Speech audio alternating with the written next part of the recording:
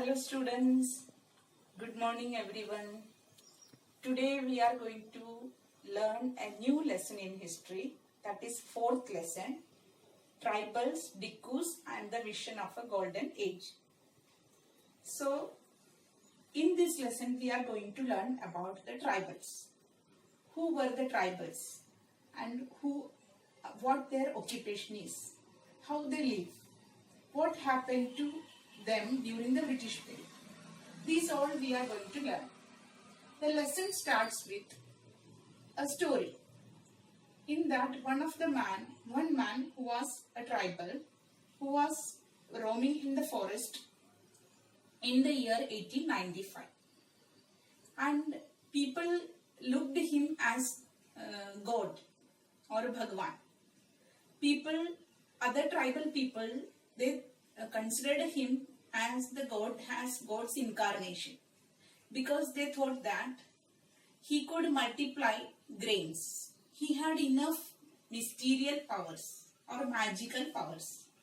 Tribal people considered him that he could even cure the diseases.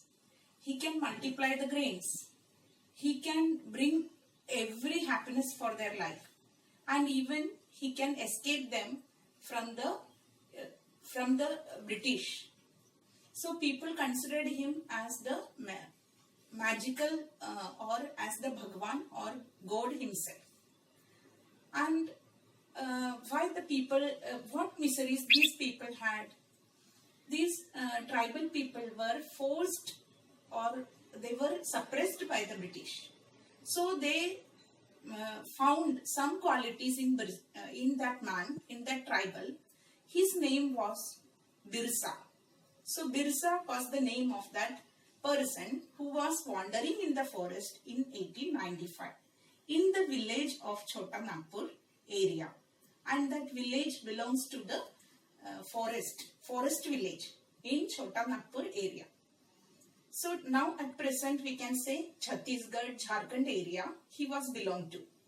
So he was from a tribal family known as Munda family.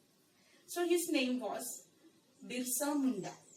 You might have heard about him in your previous classes. So Birsa Munda was a tribal man, and he fought against the British. So he was the person whom the tribal people considered as the God himself. So when Birsa Munda was the leader of the Munda tribal community. Munda community was a tribal community in the village of Chota Nagpur area in Chhattisgarh and Jharkhand area. And in this lesson, we can see that Birsa Munda as the leader of the revolt of tribal revolt against the British. Not only the Mundas were the followers of Birsa, but also Santals were there. Santal, another forest community or tribal community. Orayons, another tribal community. They all were the followers of Birsa Munda. So, about him we will study later after few points. But now we have to study what trouble people had, what was the occupation of this tribal. So, the tribal community in this area or in India at that time, before British come, the tribal community in India had lot of occupation they followed. First occupation was shifting cultivation. Second occupation, or many people were shifting cultivators. Many tribal communities were herders, and many communities were herders. Herder means who? The rearing of animal. Occupation of rearing of animal. Many people, they were hunters and gatherers. Hunters, they were hunting the animals. Gatherers, gathering the forest things. That was another occupation. And a group of people, they were settlers, settling and cultivating the crops. So such different occupations the tribal communities followed. Now, the tribal people engaged in various occupations, I have told you. First important occupation they were engaged in shifting cultivation. Shifting cultivation means they move from one place to another place for cultivation. Some of the tribal community, when they clear the land, they burn the natural vegetation and the ash is mixed with the soil. Then they cultivate the crops. Sow the seeds. Then they cultivate the crops. For example, barley, barley, such crops they used to cultivate. This cultivation, after the harvest is over, they cut the crops and means they reap the crops. Then they move to the next land. Again, same process they start there. They clear the natural vegetation, burn the natural vegetation, the ash is mixed with the soil, and they do the cultivation. So like that way they move from one place to another place and do the cultivation. This cultivation is known as slash and burn or shifting cultivation, or in India it is known as jumming cultivation. So that type of cultivation is used to be practiced among the tribals. Let's move from this one place to another place. The first land, once they cultivate the land, that land become fallow land. Fallow land in the sense it is not put into cultivation for many years. So such type of land is known as fallow land. So after one circle is over, or one complete round of cultivation is over, they come back to the original place from where they had started the cultivation in the beginning. So this way, when they move from one place to another place, the soil gets natural fertility. So there is no need of adding some fertility, adding some manure to the soil. So such type of cultivation they used to do. And this is one of the important method of cultivation that the tribal communities were engaged in. So now we have to study another important occupation people engaged in, or the tribal communities engaged in.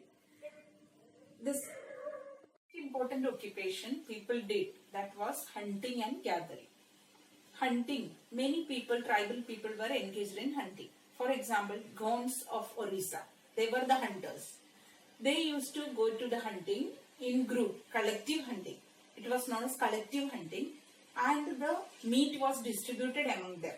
So that type of occupation they followed. So every day they used to go for hunting, meat was distributed.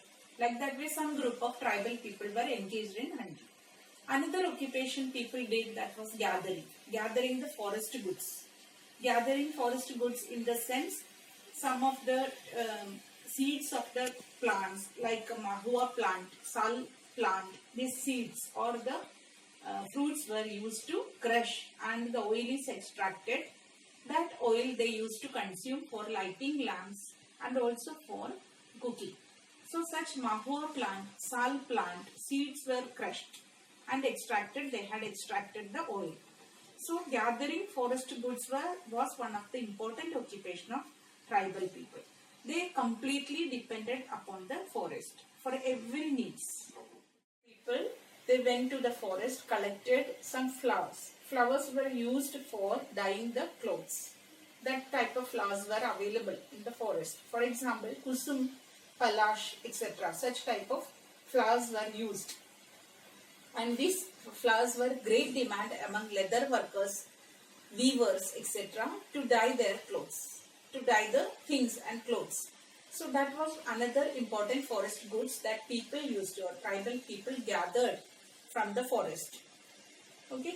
Then next important type of cultivation, collecting the goods, that was many people they brought many such things like medicinal herbs. Okay, herbs were there available in the forest that they used to collect. But these all they used to collect from the forest. But some of the things they were not getting for their consumption. For example, wheat, rice, they want, but they were not able to cultivate.